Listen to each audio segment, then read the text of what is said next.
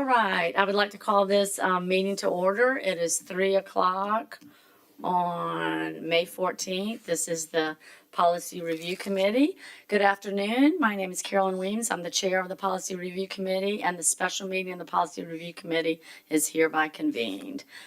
Pursuant to Bylaw 146 and the Virginia Code 2.2-3707, at the Policy Review Committee on April 22nd, I requested that we hold a special meeting for today, Thursday, May 14th at 3:00 at the School Administration Building, number 6, at 2512 George Mason Drive, Virginia Beach, Virginia, in the school board room. And the purpose of this meeting is for one, to namely discuss Policy 618, instructional time, importance and impact review, namely to discuss and take action as needed on policy amendments regarding technology use for students and related matters, and/or consultation with legal counsel in closed session if needed. Notice of this special meeting was posted on vbschools.com and the school board's notice board in accordance with applicable law and policy. Members of the public will be able to observe the special meeting in person or live streaming on www.youtube.com at Virginia Beach Schools. And thank you everyone for joining us today in person and online. Are there any other modifications to the agenda as presented? Hearing none, do I have a motion to approve the agenda? So move. Moved by Ms. Felton. Do I have a second? Second. Second by Mr. Bowensteel. Or is there any discussion? Hearing none, I call for a vote to approve the agenda as presented and modified. So move. Okay, all those in favor, signify by saying Aye. aye. Opposed? All right, we have an agenda. All right, so our action today is 6:18 instructional time. My colleagues, you did receive this. I believe Ms. Linetti sent it out yesterday. You have it in the packet. Ms. Williams, and I'm pulling it up. After speaking with Mr. Delaney in the detail, I do think we might need to change some clarifying words because what we sent out was sent to you before. So we can go through with these changes in there. So we may have to type some words on here. And I've spoken with Detail about half an hour ago. There's some other changes they want to discuss, but I think with the clarifications are going to be in paragraph 1. So the changes we're recommending are in D, technology usage guidelines, which would read, the school board recognizes the importance of digital literacy for students to be future ready, to preserve developmentally appropriate instructional time and minimize screen exposure, 1, beginning in the 26-27 school year, Chromebooks or similar devices shall not be utilized, and I believe we wanted it to read not be utilized by students. Yeah. One of the things to point out that if you said it wasn't utilized in there, it would allow the teacher to use her computer. Right, So we right. do need to, Miss, can I get you to type that in? Or you? So I'm going to ask Ms. Matson to type this. So where it says utilize, I think shall not be utilized by students in pre-K through kindergarten, pre-kindergarten through first grade. I'm going to read it in yours. I can't see. The section does not apply to by students in pre-K through first grade classroom settings. Is that the correct term? I think it's classrooms. Because if they were to be somewhere in the school, like the cafeteria, the library, they may be, they have to type in the number or something like that. So that wasn't our intention. So we want to make sure we're clearing that up. And then I know, I think Dr. Kelly can probably speak to this. We were speaking a little bit earlier. She wanted to clarify some of the usage we have in the next section. So it reads, this section does not apply to technology use specified in Students 504, individualized education plan used for narrow educational diagnostic purposes or for other adaptive learning needs. Dr. Kelly, if you want to come, she explained to me why there might be a better way to phrase this. Hello. Yeah, Dr. Kelly, thank Thanks. you. No problem. I would like to consider changing the term narrow to limited, used for limited educational assessment rather than that diagnostic purposes.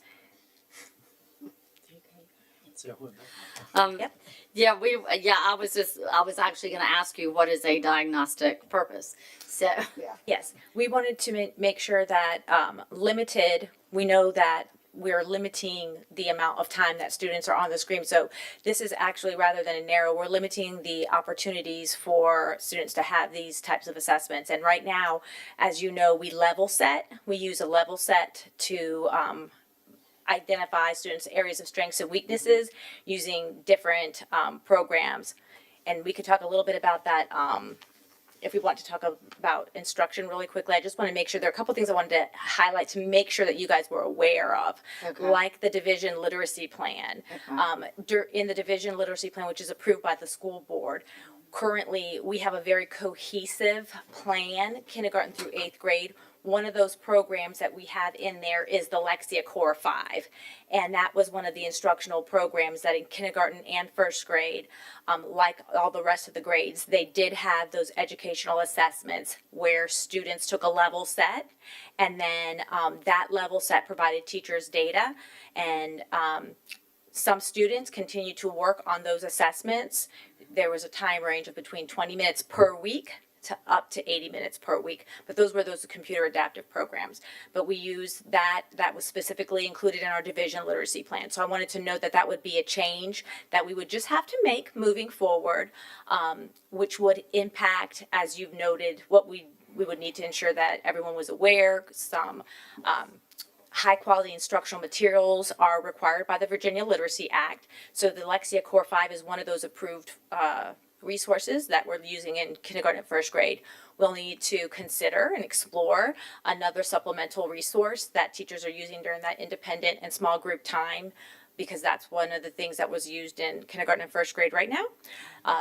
In addition to some of those additional resources, we'll do some curriculum writing and professional learning to ensure that we're still differentiating that instruction through that remediation and extension that was provided through that during that time. So just want to make sure that we know that, because that could cause coming to the board with revision to the division literacy plan. And then of course all those other things I noted as far as funds for those additional materials. We're working right now to get some of the additional materials that we need that have been utilized digitally that will need to include some sort of print version in kindergarten and first grade. So just to summarize that, we would reduce a lot of that usage. They would not get that small group time in the classroom. Dr. Kelly, correct me if I'm wrong. The level sets one time, which then provides the data to then inform small group instruction using another resource, as she was highlighting in that end. Dr. Kelly and I have been working through this process, knowing this discussion has been ongoing, to begin purchasing some of those things with current year funds that we still have. So that's why we appreciate just focusing on pre-K through 1, because we feel like we can execute this in a manner that still provides high quality instruction to students while minimizing some of the impact. So it would be the reason for that educational assessment, and it would give an opportunity for a teacher to give that one assessment online to get data, to then drives how do I respond to that data for a student, where they would no longer get the 20 to 80 minutes that was in the programming before. We'd have to find another source of that remediation aside from the screen, clearly in pre-K through 1. Right. And I think it's important that we continually stress that so people don't elevate it beyond those groups. Right. So I think Dr. Kelly did a great job explaining that. I just wanted to summarize what she was sharing for the group. Thank you. All right, so let's just kind of pause here at number 1. So we've got, beginning in the 26-27 school year, Chromebooks or similar devices shall not be utilized by students in pre-kindergarten through first grade classroom settings. This section does not apply to technology use specified in a student's section 504 plan, individual educational plan, use for limited educational assessments or other adaptive learning needs. Okay, so do we have any discussion on just number 1, or any questions or any comments from my colleagues up here? Yes, thank you, Chair Weems. From what you explained, Mr. Delaney, concerning the small group time to get an assessment for the students there. And I don't know if you're prepared to discuss what other resources you have to go and prepare, or that is something that has to come, you have to tell us about later, how the extensiveness that you have to go to get those other resources for that small group time. we could probably give a couple examples, but I think it'd probably be better. I think that'd be a question that we would get in front of the full board as well, that they would want to hear that answer. And I think we'd be better poised for that when this comes as an informational item. Because, in full transparency, Dr. Kelly and I were saying, let's see where the PRC is going to determine our next steps on additional resources. So I think over the next week or two, we could probably give a better indication of some of the things, because we have to make some of these decisions from a resource standpoint in current year's budget in the next week and a half.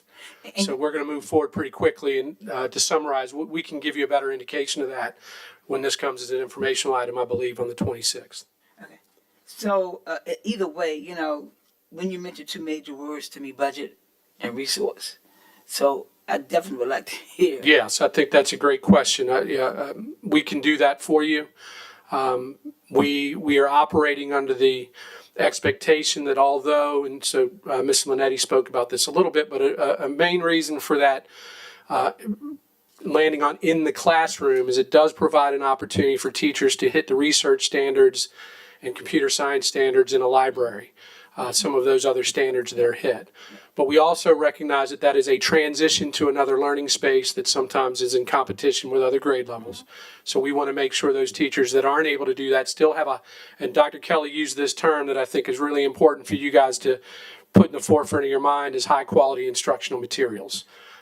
That is what she's really working hard to ensure we provide, because we want to really ensure that any minimization of screen time does not have a negative impact on our students.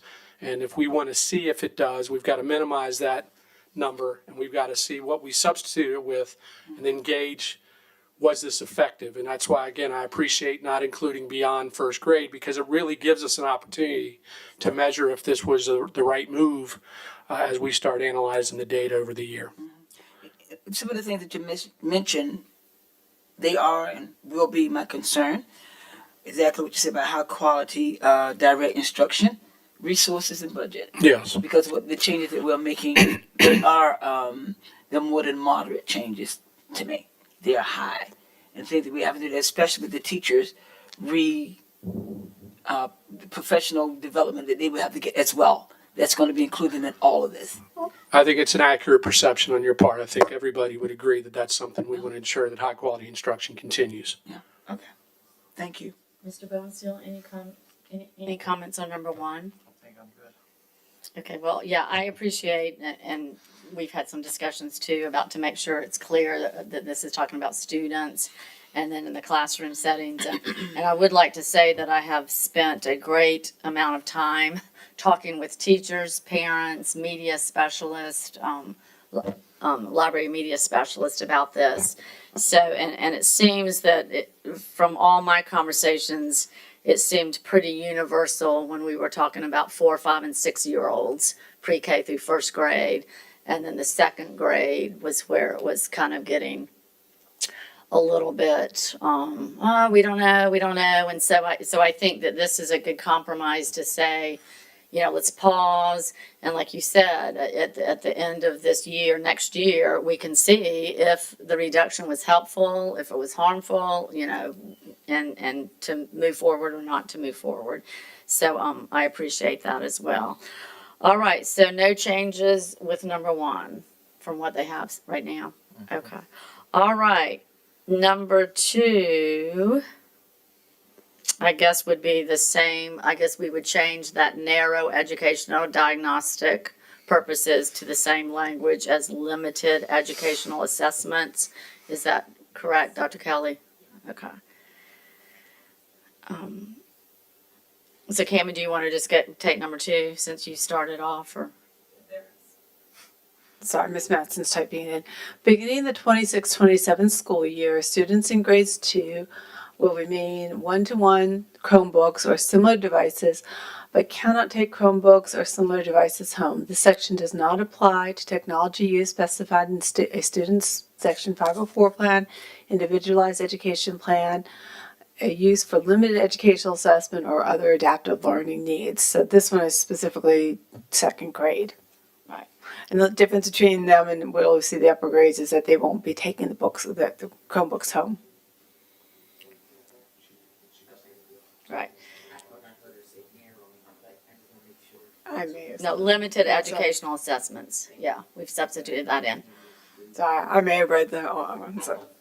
I may have, I don't know, We knew what you were talking about. what's on the board? Okay, so number two, just then reemphasize so that we're all clear that second grade will remain 1-to-1, but they will not be taken home. Okay. All right. And then the same as the end of number one. Any comments or suggestions or concerns I just on have number two? I got a question. Yes, Mr. Pence. Do we have anything in place for the second graders who are not taking their Chromebook? Like, I don't know, we used about 5 different languages to describe weather last time, so I'm not sure where we're at. But in other words, when they have weather and school's closed, do we have anything yet in place, or are we working on, like, what kind Well, of and packet or? this wouldn't apply here because they're 1-to-1. It would be easy to then say they need, if we felt like it needed to go home for those purposes, we could make that happen for second grade, no problem. Okay. We did not include any of that for pre-K through 1 because that's going to be a logistical challenge for us to make that prediction. So we'll work with those teachers and resources, and we do that already to a degree. But it will be a challenge for us on that level for remote to know well in advance if they're going to be out that long or require any type of computer device. Just a clarification, this one specifically will not allow the second graders to take them home. So they're gonna have to get whatever type of assignments in the same way that pre-K through pre-K through 1 get. Thank you, Cammie. I apologize. Yeah. Well, unless you wanna add the language that says in case of inclement weather and school closings, second graders would be able to take it home, so that's another option as well. Or possibly, Ms. Williams, I'm sorry, possibly at the end of this saying the superintendent can blah, blah, blah in the event of. I have a feeling that certain school board members are not gonna want the superintendent to override this. They want to put this in here. So I don't think general language like that. You'd either have to, we took all the language out from last time Right. about the unclear weather because we thought it was clearer, no pre-K through 1, 2, they're only in the classroom. So pre-K through K do not go home for any reason. And then we didn't feel like we needed to specify in 3 through 5 because they would have the same procedures that they always had. And that's what I'm saying. Mr. Bowen still raised a great point. We did not want it for pre-K to first grade because logistically we could not make that happen. Second grade has 1-to-1 devices. They're devices in the classroom. If the board felt it was appropriate, you could add language to the end of number 2 that indicates only during inclement weather where schools are closed can grade 2 students take home their device if it's the will of the board. And that's only because I was addressing Mr. Bowenstill's question. If it's not the will of the board, then they will get their assignments the exact same way as pre-K, kindergarten, and first grade. Just throwing that option out there. Okay, discussion about that. Mr. Bowensteel, your thoughts about that?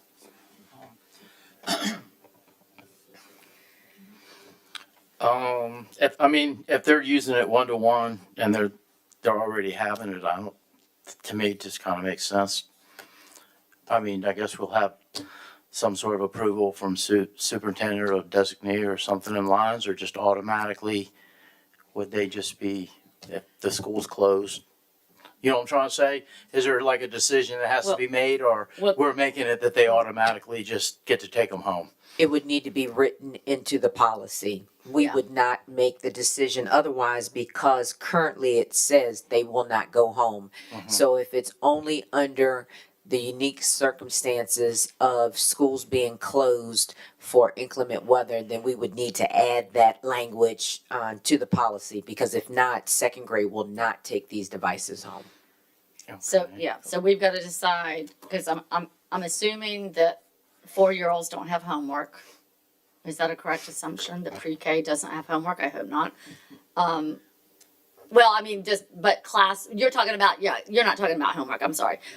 So if we have a school closure because of snow, kindergarten and first grade, I'm assuming we'll have some sort of paper packet or something, the way this is written. So now we have to decide, do we want second graders to do that? Or do we want to say, when school is closed because of weather, that since they have one-to-one, they can take them home for remote learning, or we don't need to call it, that. So that, we need to decide that right today. Do we want to add that sentence? My opinion is yes. Okay. What are your thoughts, Ms. Felton? Thank you. To add this, do you want the ability for second graders to take a Chromebook home? Is it normal or has it been our procedure for remote learning for our second grades to have these? We did do this. So I'm in agreement with my colleague, Mr. Bornstein, that we should implement that language in there Okay. if we're doing it anyway now. Okay. All right. So let's add a sentence to the end of that, Cammie. And I know we had a discussion, kind of a lengthy one, of what to call it last week. I watched over it over again. Okay, good. And I'm assuming that's why it was left out. So, Ms. Woodhouse, at the end of your comment you made, you said, if it's the will of the board. Are you adding that piece were you suggesting to add that piece, that language in the policy, or are you saying if that's the will of the board for us to put this in this policy? Absolutely. I was just addressing Mr. Bowensteel's comment, which he made, since we are one-to-one in second grade, taking the device home, doing I'm not sure how Kimmy's gonna, it looks like when she's saying something around when in-person learning cannot take place due to some type of inclement weather. Not the limit to limit. I don't want to limit it to weather or anything. It's a. So you have to, and I'll tell you why. Because when you say in-person learning cannot take place, I could be home sick for 3 days and I just want my device. You have to be clear for us, because we don't want any ramifications on anyone's part. So if the only time the device goes home, and again, I said to the will of the board, is because the agreement was second grade would not take it home. If you want situations where students are out for a long period of time, but again, that's why I said, Cameron, you have to be specific. We don't want our staff, or our administration being faced with a challenge of can I, when I, should I, Right, could I. that's exactly. So we need the clearest language very, possible. Very clear. And the will of the board, if we take this to the board and we keep this and the board says, no, I don't want any second grader to ever take a computer home, then they can, they can make the amendment and overturn it, of course. I was talking to a teacher the other day and she asked if we could make sure that middle schoolers don't ever take them home because they're getting torn up and all that stuff broken. But I said, that's probably not going to happen. Okay, so let's see what we've got there. When schools are closed for in-person learning and remote learning is authorized for all students, grade 2 students may take Chromebooks home. That seems pretty clear to me, but I will ask staff if that's clear. I don't want to limit to weather because I think there are some emergency circumstances or we've scheduled. That was my next question. Yeah, when schools are closed for in-person learning and remote learning is authorized for all students, grade 2 students may take Chromebooks home. Chromebooks or similar devices. The language is a policy, as that language in operation is at school closed. Yeah, that was. Okay. You think it's statute or policy?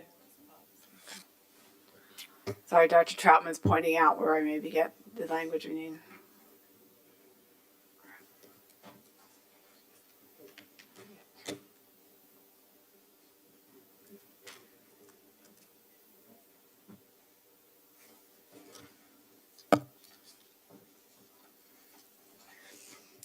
We're just looking up language for those who are wondering. We're going to pause a little bit and let our legal experts make sure. And so I can fill up some of the air, Ms. Weems, as they're looking that up.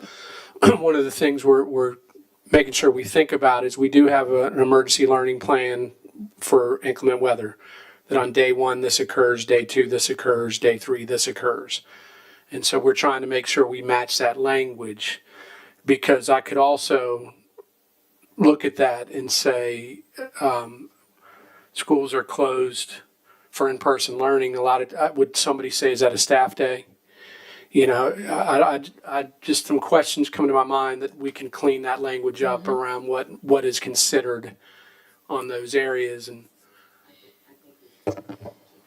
Miss Linetti, I think we need to say when schools are closed for in-person learning due to inclement weather. Yeah, I need to, I don't think that's the right term. So that's, I don't think by the statute, I think it's something like severe weather, so that's why I gotta check that. Okay, weather emergency. Because I think you need to take out and remote learning is authorized, because remote learning is not authorized. The state doesn't say to us, because school is closed today on for weather, we have authorized a Right. learning day. Right. We come to the board for approval for those days. So that's what I'm thinking. Don't put so much language in there that basically you lock out the opportunity to take them home. I think it's when schools are closed for in-person learning due to, there you go, severe weather events. But don't put the and remote learning piece in there. Don't put that in there at all. Yeah, and that's why we say severe weather, because you guys know, we prone to tornadoes Yeah. and different things as well, and that's why we don't just say snow. All right, so Dr. Kelly showed me the language is reading, severe weather conditions or other emergency situations. A full definition appears in, what's it, 22.198, 22.198.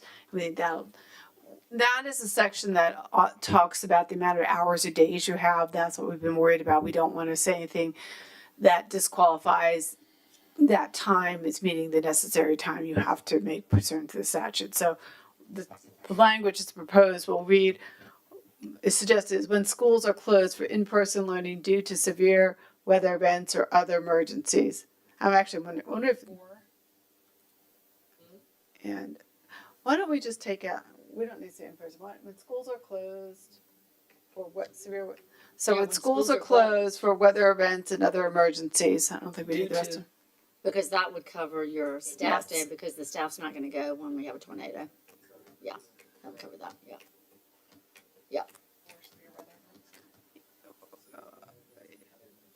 Yes, so that means a statutory requirement, which would meet the amount of days you need. Okay, thank you, see? That looks pretty good. Thank you for your comments and questions. Okay, anything else on number 2? Is that good, Cammie? All right, sorry, we're gonna change this conjunction instead of say and or other emergencies, and/or other emergencies. Because we wouldn't want, you only had a tornado, but you didn't have any other emergency. It's not two-part, it can be one or the other.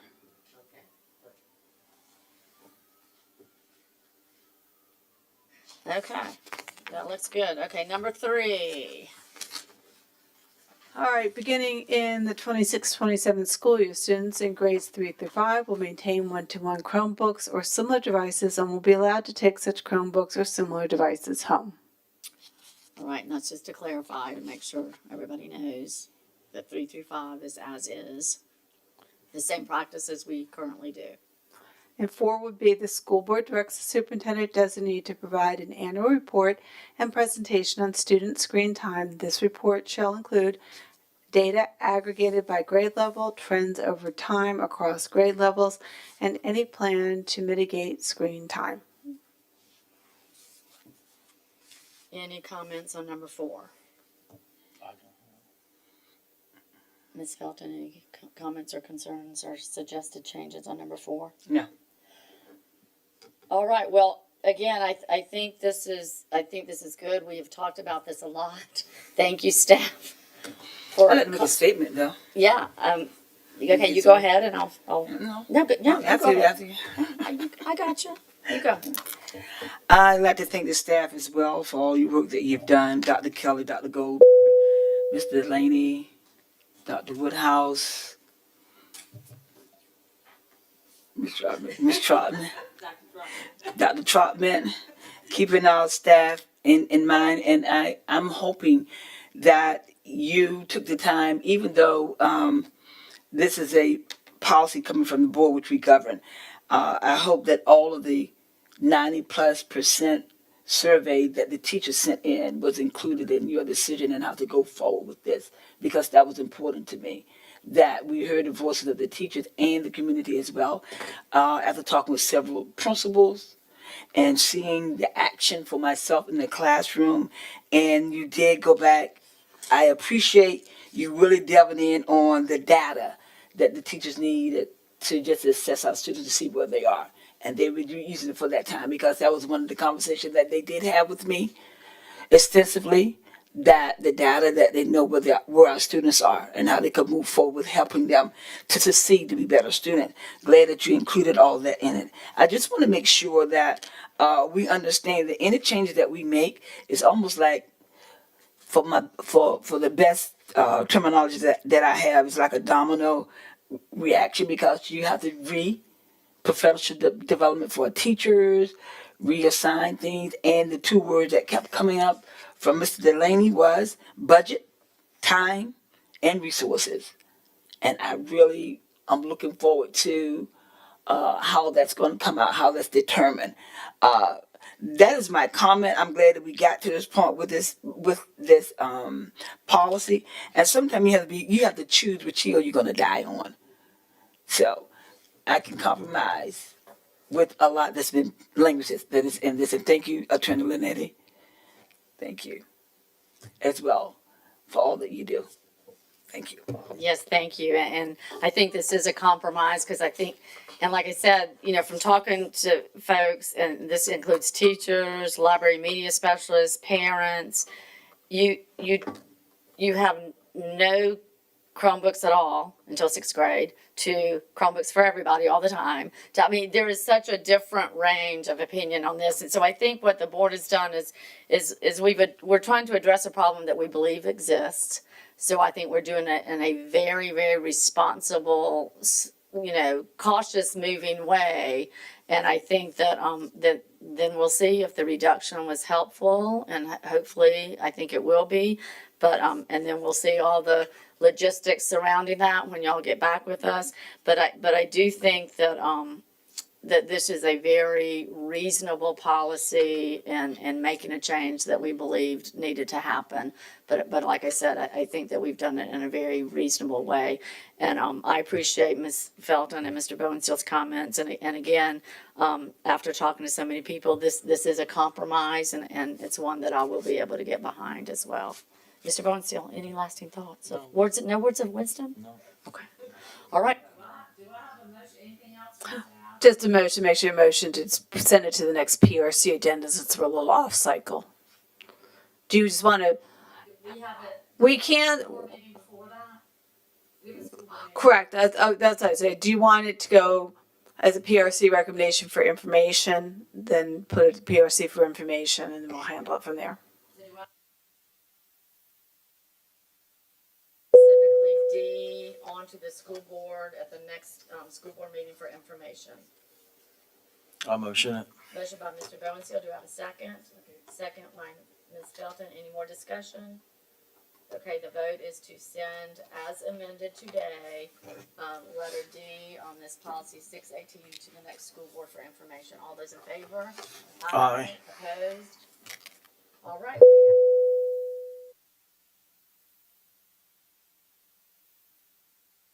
Everyone for your help. And reminder, comments. you still have another May meeting. Yes, we have, yes, 27. the 27th of May for the other policies. Okay, thank you.